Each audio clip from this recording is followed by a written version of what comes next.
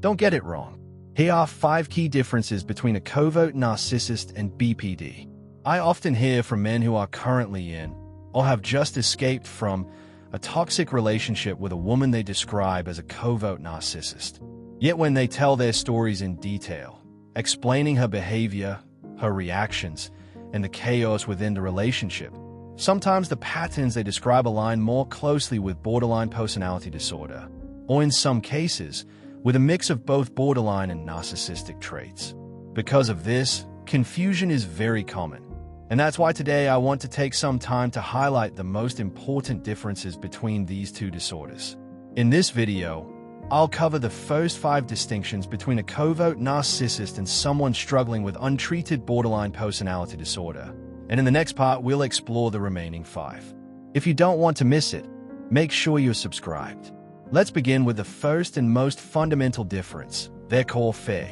For a woman with borderline personality disorder, almost everything is driven by an overwhelming fear of abandonment. This fear is not a mild discomfort. It cuts deep and can feel unbearable, sometimes even as if her very survival depends on whether she is left alone or not. The smallest things, such as a text that comes later than expected, a subtle change in your tone, a casual conversation you have with another friend, or even just a glance you give someone else can set off intense alarm signals within her nervous system. Once that fear of being abandoned takes hold, the spiral can happen quickly.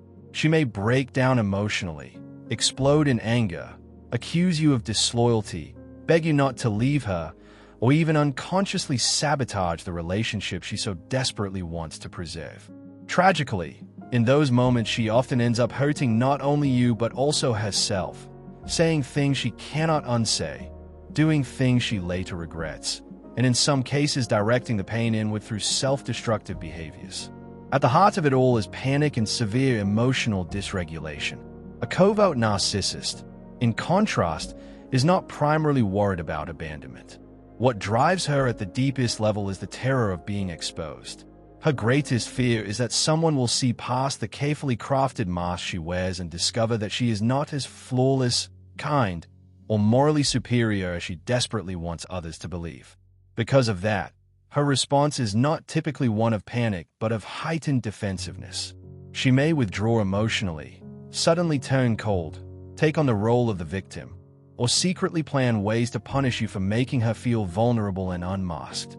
In other words, while both women may manipulate, lash out, or say cruel things in the heat of the moment, the motivation behind their actions comes from 2 very different places. One from a raw, overwhelming fear of abandonment, and the other from an equally consuming fear of exposure. The second major difference lies in the pattern of idealization and devaluation. For a woman living with untreated borderline personality disorder, relationships often feel like an emotional roller coaster that never slows down. What makes this cycle especially disorienting is that it doesn't just appear at the start of the relationship. It persists, and as time goes on, the swings between extremes become sharper and more frequent. In one moment, you may be her hero, the center of her universe, the person she cannot live without. Then, almost without warning, you become the villain, the one she feels betrayed by or deeply disappointed in.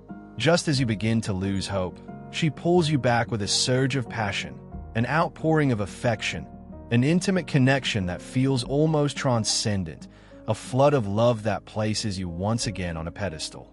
The cycle continues, and this unpredictability can be both intoxicating and exhausting, leaving you unsure which version of her you will encounter.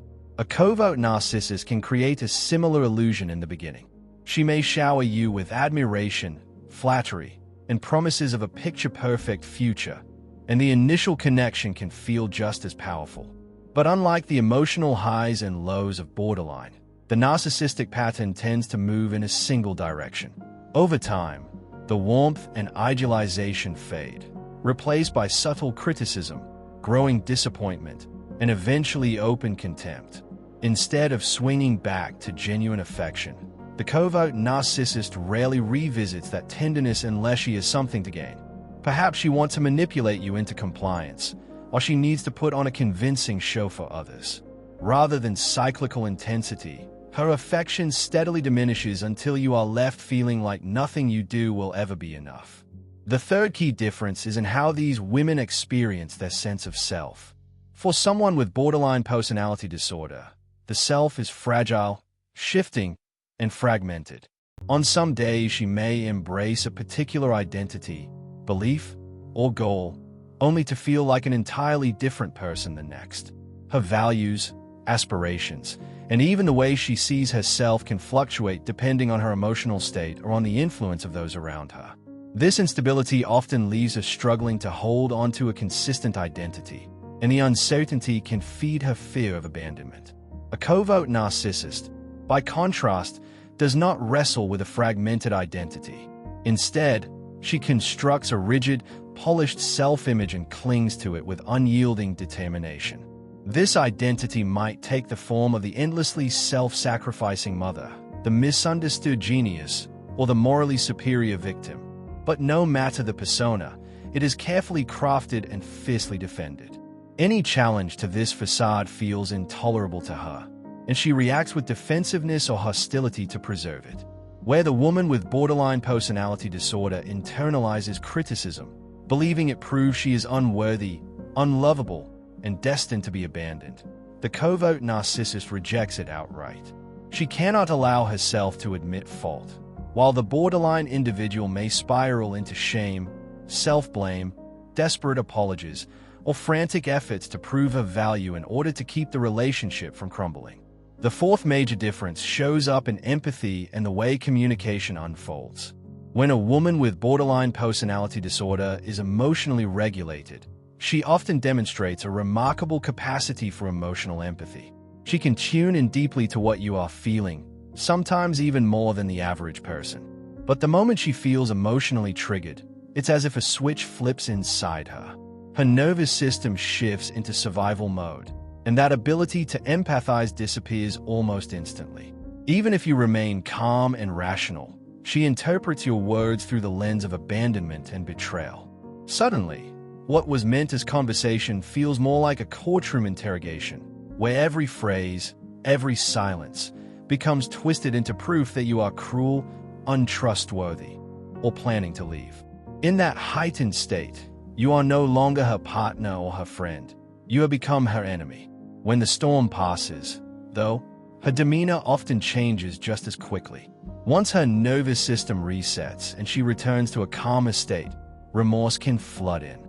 She may apologize with genuine intensity, sometimes to the point of desperation, regretting what she said or how she acted.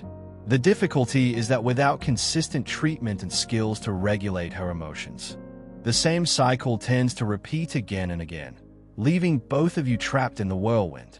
With a covert narcissist, the landscape looks entirely different.